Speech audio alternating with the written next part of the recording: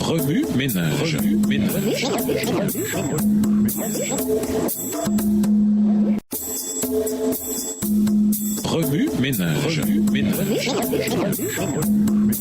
Bienvenue dans votre émission Remue ménage. Ouais, sont de mardi. Investiguer. Lisons Somme 19, les versets 1 à 7, Genèse, le chapitre 1, Somme 111, verset 10, Colossiens 1, les versets 15 à 20, Somme 27, verset 13 et le Somme 107. Psaume 19, les versets 1 à 7. Au chef des chantres, psaume de David. Les cieux racontent la gloire de Dieu et l'étendue manifeste l'œuvre de ses mains. Le jour en instruit un autre jour, la nuit en donne connaissance à une autre nuit. Ce n'est pas un langage, ce n'est pas un langage, ce ne sont pas des paroles dont le son ne soit point entendu. Leur retentissement parcourt toute la terre. Leurs accents vont aux extrémités du monde, où il a dressé une tente pour le soleil. Verset 6. Et le soleil, semblable à un époux qui sort de sa chambre, s'élance dans la carrière avec la joie d'un héros. Il se lève à une extrémité des cieux et achève sa course à l'autre extrémité. Rien ne se dérobe à sa chaleur. La loi de l'Éternel est parfaite, elle restaure l'âme. Le témoignage de l'Éternel est véritable, il rend sage l'ignorant. Genèse chapitre 1. Au commencement, Dieu créa les cieux et la terre. La terre était informe et vide. Il y avait des ténèbres à la surface de l'abîme et l'Esprit de Dieu se mouvait au-dessus des eaux. Dieu dit que la lumière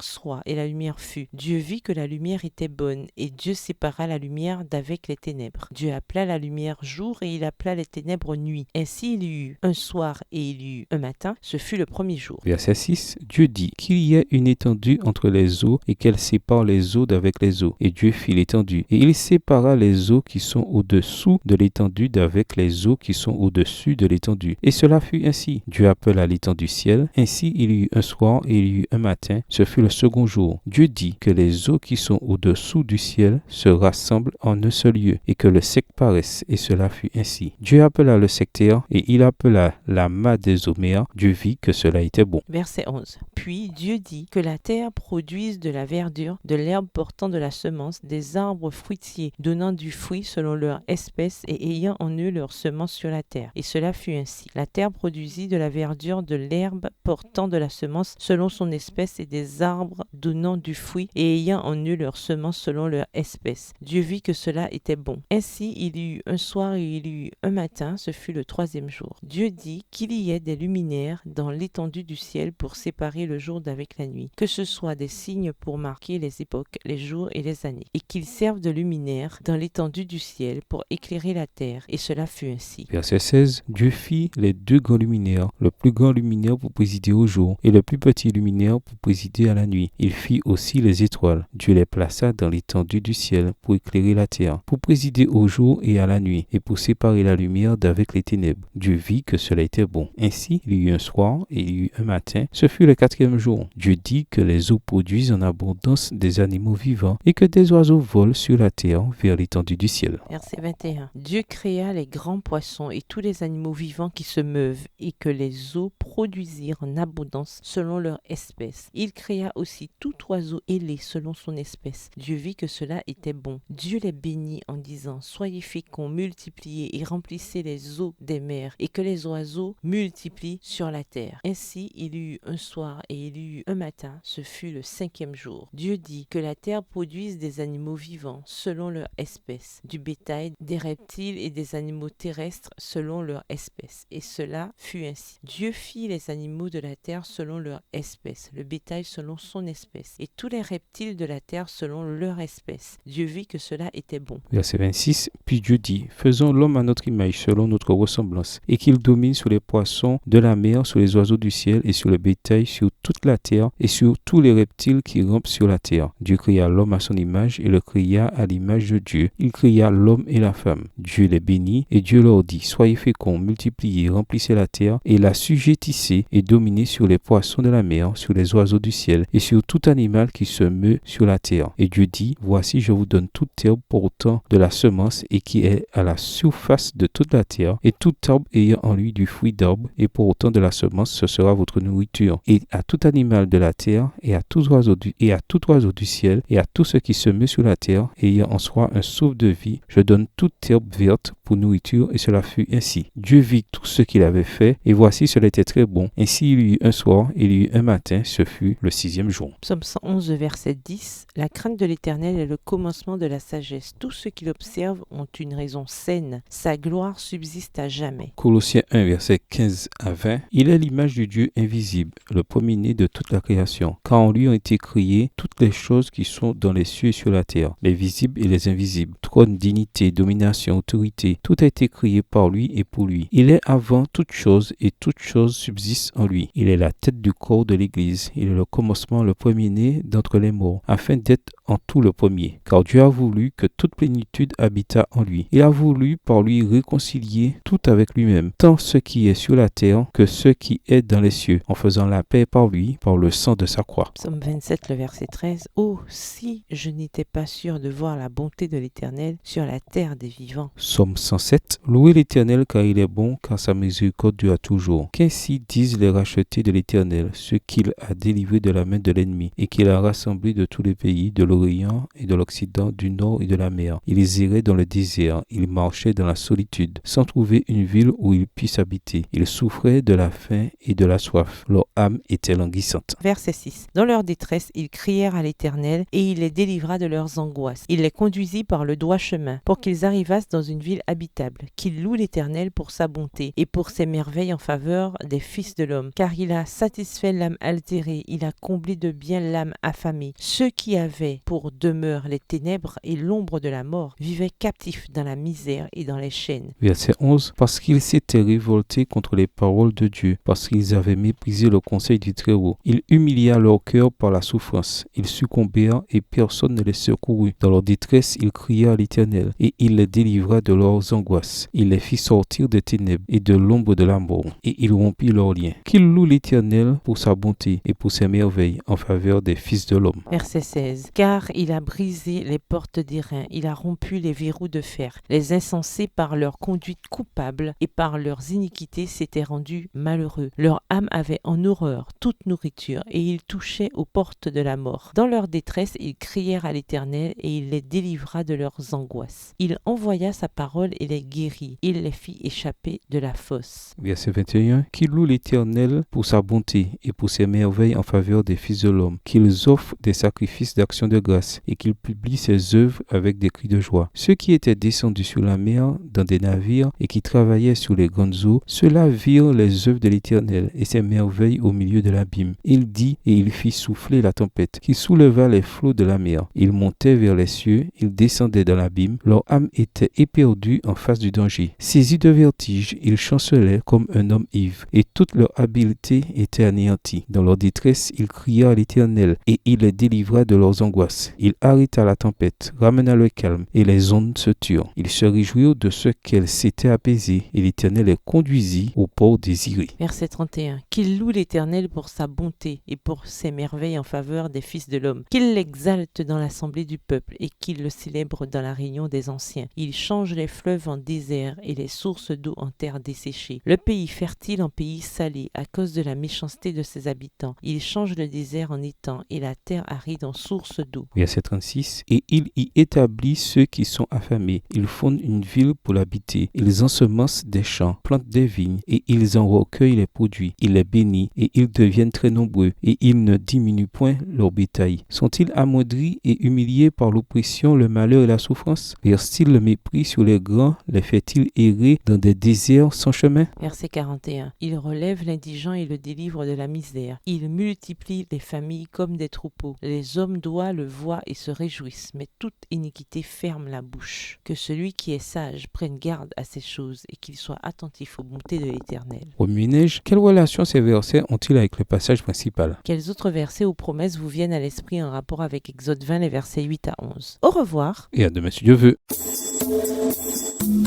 Remue ménage. Remue ménage.